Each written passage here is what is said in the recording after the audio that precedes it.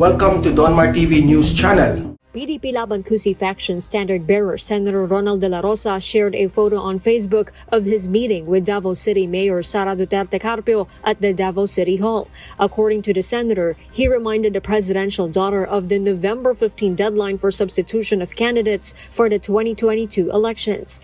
Duterte Carpio confirmed the meeting but did not divulge any details. Yes, ma-confirm na ko ang post ni Senator De La Rosa, ang iyang Facebook post nga doon na siya picture nga di-post. Ma-confirm na ko nga nahitabo na siya kaganina dinhi sa akong opisina alas 11 sa udto. Earlier, De La Rosa denied speculations of being a mere placeholder for Mayor Sara, but he also admitted that he would be willing to give way should the presidential daughter decide to run for president.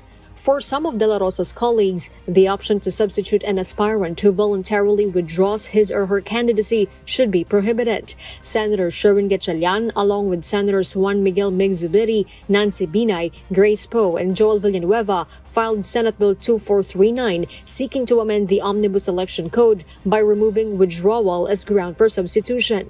Section 77 of the Omnibus Election Code allows the substitution to replace an official candidate of a registered or accredited political party who dies, disqualified for any cause, or withdraws from the electoral race.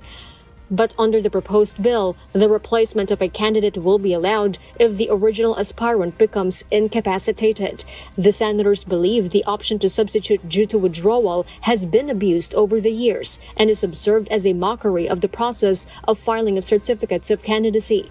The deadline for substitution for 2022 elections has been set on November 15. The substitute for a candidate who died or was disqualified by final judgment may file a COC up to midday of Election Day, May 9, 2022, provided that the substitute and the original candidate have the same surnames. Alam niyo po mga kapatid, ang topic po natin ngayong gabi ay tungkol po ito sa pare. Okay? Hindi po yung pare na in-upload ko po ngayon na video. Hindi po yan dun ang topic natin. Okay mga kapatid? Ang topic po natin ngayon, yung paring nakikialam, nakikisawsaw na bakit daw nagsusuporta kay Marcos. Itong si Aya Medel. Nako po naman. Ha? Bago po natin nakita ang kanyang Facebook account, itong paring putang inang ito, mamaya papangalanan natin, nakita ko po mga kapatid, bakla! Chumuchupa! Putang ina! Kayo po ba'y nagsisimba dyan sa area ng Ateneo Diliman? Sa Ateneo? Sa University of Ateneo? Oo. Kilala nyo ba si Father James Gascon? Yung baklang pari dyan na Amerikanong hilaw? Naka, mukhang hatang hindi nakakatsupa si Father James Gascon. Ha? Baka naman nainggit ka kay Aya Medel, kasi si Aya Medel, malaki ang suso, maganda, kahit sabihin mong may edad na yung ale, may utak. Oo. Father, meron pa ako ipapakitang video sa inyo bago tayo dun mapunta sa pinaka-main topic. Bago po tayo makapunta sa pinaka-main topic natin, alam ko po matatalino kayo mga kapatid. Alam ko magagaling kayo, alam ninyo kung papaano manghuli ng bakla, bayot, chumuchupa, nagpapakantot sa kanyang mga tumbong. Oo. May papakita ako sa inyong video. Hulaan nyo kung anong amoy ninyo sa paring ito. Tignan nyo nga. Tignan nyo. Ayan. At pakinggan natin. Boses pa lang Bosisan ninyo. Magandang araw sa iyo, kaibigan. Di ba? Kayong kaibigan. Bakla si Father.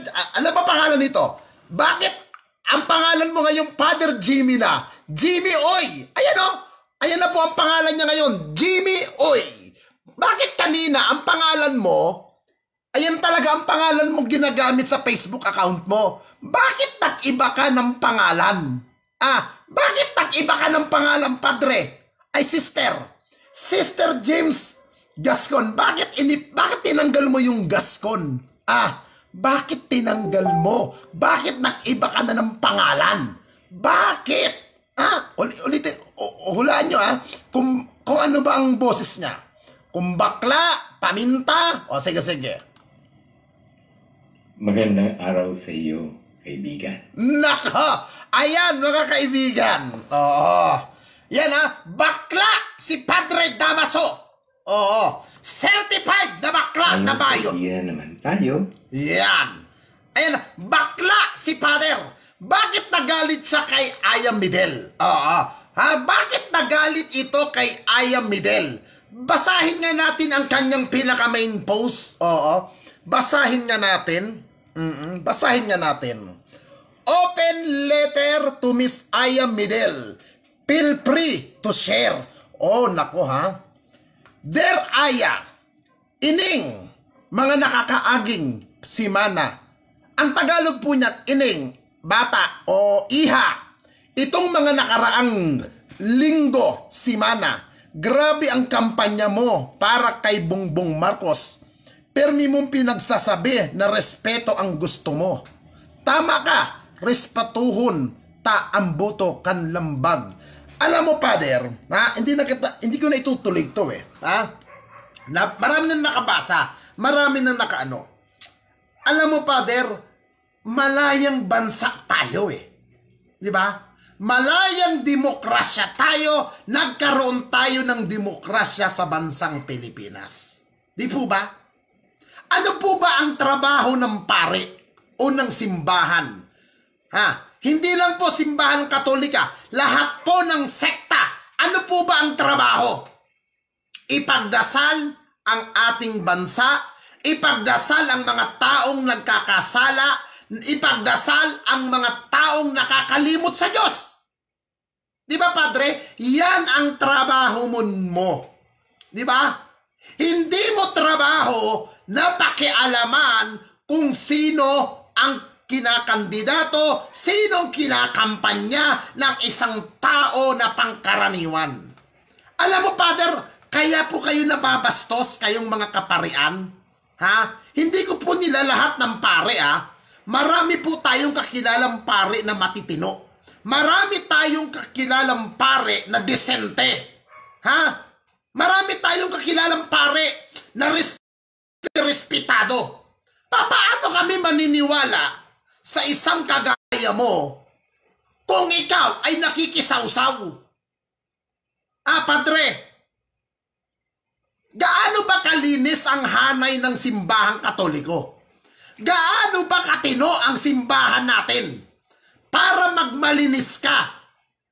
Father Damaso, unang-una, yung pagkakantot. Ayan na naman tayo, pagkakantot na naman ang usapan. Yung ginawa ni Bishop Ted Bacane, na hinalay-halay ang kanyang sekretarya. Makatao ba yon? Masasabi bang alagad ng simbahan yon? Father James, bakit hindi na nagtataka ako sa iyo Ang pangalan mo sa Facebook, Daimis Uy Gascon. Ito po, mga kapatid, ito po ang pangalan niya, Yan po ang kanyang pangalan. Bakit ngayon, nag-iba ka na ng pangalan sa Facebook? Bakit binago mo ang pangalan mo? Mula sa Daimis Uy Gascon, napunta na sa Jimmy Uy Pader Damis. Bakit ganyan ang napunta na sa pangalan ng account mo? Bakit, Father? Fake account ka na rin ba ngayon? Hindi naman masasabing fake account ka. Kasi may mga live video ka rito po May mga live video ka. Di ba? Pag wala bang kumakantot sa'yo, ito ba kumakantot sa'yo? Yan? Yung ba kumakantot sa'yo yung aso mo? Pag wala ka, ano ba itong post mo? May post ka about kay PRD Tignan nga natin to. Kita nyo ay tala palang balasubas tong pare. Kita nyo po ano ang title ng kanyang post? Picture, see it all. Yan ang title ng post mo sa video na yan. Yan ang title ng video mo. Ayan picture, see it all. Ganyan kagago pala talaga ang paring ito.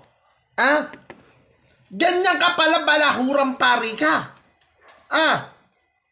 Alam mo, Father, okay lang sana kung nagbabayad kayo ng buwis Bakit galit na galit kayo kay Marcos? Bakit kay Pangulong Duterte, Father James? Alam mo, Father James, ipagdasal mo na huwag ako mapunta sa isang kumbento ng pare na kakilala ko. Oo. Ipagdasal mo na huwag akong makatapak sa kumbento ng pare. Kasi pag ako nakatapak, ang unang hanapin ko doon, alam mo, Father? Alam mo kung anong unang hanapin ko? Directory ng Catholic Church. Directory ng mga pare. Kasi, ang mga pare pong yan, may mga sariling directory po sila. Lahat ng mga contact number ng mga kaparian sa Pilipinas, ultimo cell number, nandoon po yun sa directory nila. Wag na wag ko lang makita ang number mo. Putang ina mo ka talaga. Wag na wag lang. Maniwala ka. Dahil babalasubagisin kita. Putang ina mo ka. Kung kamag-anak mo si Sito Gascon, yung putang inang commissioner dati, yung dating commissioner ng human right, putang ina mo, Father, ipaparating ko sa'yo kung anong ipinarating ko doon sa kamag-anak mo na human right. Ngayon pa lamang, Father, habang nabubuhay ka, makinig ka, pinararating ko na sa'yo ang aking taus-pusong pakikiramay habang buhay ka pa. Putang ina mong pari ka. Iho di puta ka. Ngayon, itong nanonood na 406 sa ating Facebook Live, yung mga putang inang mga basher dyan, alam nyo, mga puki ng ina ninyo, magsama-sama kayong mga disente kayo. Magsama-sama kayong mga disenteng mga patay gutom. Dahil mga tanga kayo. Tandaan ninyo, hindi na mapunta si Kristo sa mundong ito. Hindi para sa mga banal. Pumunta si Kristo rito sa lupa para sa mga taong makasalanan, sa mga taong paring tsumutsupa.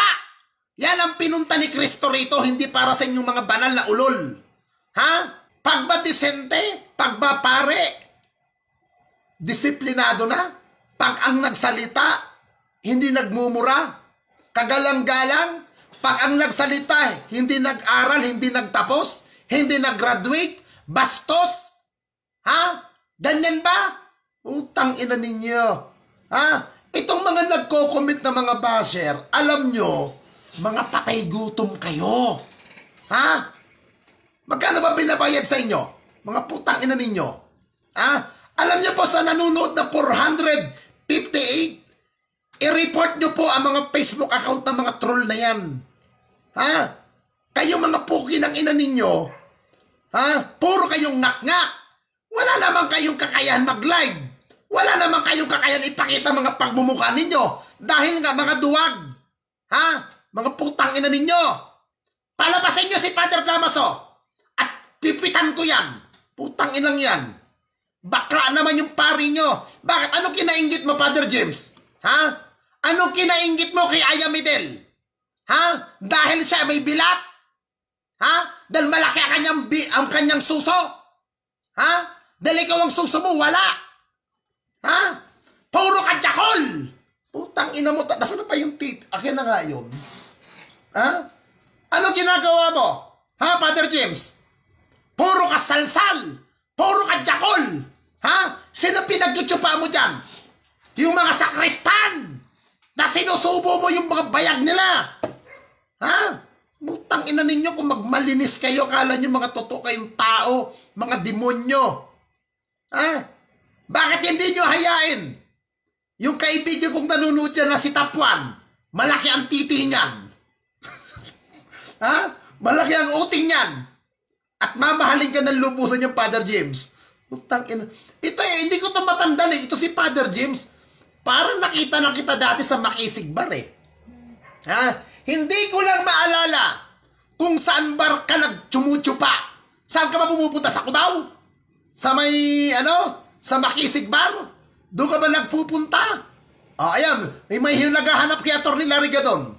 Hinahanap mo si Atty. Larry Gadon. Nasaan na? Yan. Papasukin natin si Atty. Larry Gadon. Yan si Father James Gascon na yan. Tsumutsupa din yan! Kasi kapag kayo bumakbak, ito ang problema sa mga nagpapakilalang disente. Sila lang ang may karapatan Sila lang ang may right na magsalita kung anong dapat. Oo. Pero ang totoo, mga kutong lupa naman kayo. Sasabihin pa nung pare, si Aya Medel daw ay bold actress dati. Yan na naman ngayon. Bakit? Masama ba yung naging ganyan trabaho ni Aya Medel? Mas tinatanggap pa sa langit ang mga taong makasalanan. Oy, Minchi, hindi kita kailangan. Lumayas ka rito, gaga. Ayan. Kung nahiya kang putang ina mo ka, layas. Ayan. Bakit tagahimot niya rin ba ng tumbong ng pare? Tinang ina ka. Tagahimot niya rin ba ng tumbong? Leche. Tagahimot niya rin ata. Layas. Hindi kita kailangan, gago. Lumayas ka. Yan kasi ang problema sa inyo. Pag ang pare na nagsalita, sinasamba niya natin kaagad. Sinasamba kaagad natin. Pag ang pare nagsalita, tayo mga uto-uto. Kita nyo nga, matalino pa ang kuto. Totoo lang, matalino pa ang kuto kaysa sa tao na sumasamba sa Diyos-Diyosan. Bakit? Kita niyo po ang kuto. Pag alam ng kuto ang ribulto, walang dugo na masisipsip. Ano ginagawa ng kuto? Lumalayas. Pero yung tao na may utak, may isip, alam niya man na Diyos-Diyusan yan. Siging duhod, siging halik sa ribulto. Di ba? Nakakahiya. Di ba? Ano sinabi ni Kristo? Huwag kayong sasamba sa malikhaing gawa ng kamay ng tao. Di ba? Ano ba yung malikhaing kamay na ginawa ng tao? Yung Diyos-Diyusan. May mata, pero hindi naman nakakakita. May bibig, pero hindi naman nakakapagsalita. May tenga, pero hindi naman nakakarinig. Bagkos binubuhat. Binubuhat pag may prosesyon. Yan ang problema sa atin. Ngayon, nasasaktan kayo pag naatake ang mga pare. Pagsabihan nyo ang pare. Meron tayong tinatawag na state in church. Separate tayo. Hindi dapat nakikialam ang simbahan. Naku po. At higit sa lahat, malayang bansa tayo. Meron tayong demokrasyang tinatawag. Bahala tayo kung papaano tayo mamimili. Mamimili tayo kung sinong gustong iloklok. Ngayon, nagmamalinis kayo. May pwersa naman ata kayo. Bakit hindi nyo ipakita pwersa ninyo ng mga pare? At yung mga tagasunod na tanga ng pare na yan. Ipakita ninyo. Na kaya nyong ipanalo. Total, si Father naman. Ayun lantara naman si Father. Ayun naman si Father. Lantara naman si Padre. Di ba? Ano ang sabi ni Father?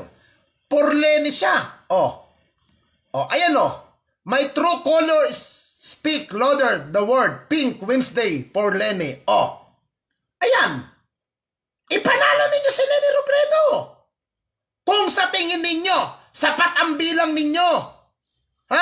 Kung sa tingin ninyo, kaya nyo magtayo ng sariling republika ng bansang Pilipinas, itayo ninyo. Di ba? Pero kung hindi nyo kayang magtayo ng isang bansa, ng isang republika, abay magpasakop kayo sa namumuno. Magpasakop kayo. Ngayon sinasabi nyo magnanakaw si Marcos. Sino ba nagnakaw? Yung matanda, yung anak. Pwede bang kasalanan ng anak yung naging kasalanan ng ama? Ilang administrasyon na ang dumaan. Hanggang ba ngayon napatunayan nyo pa rin ba na nagnakaw ang Marcos? Puro kayo paninira. Di ba?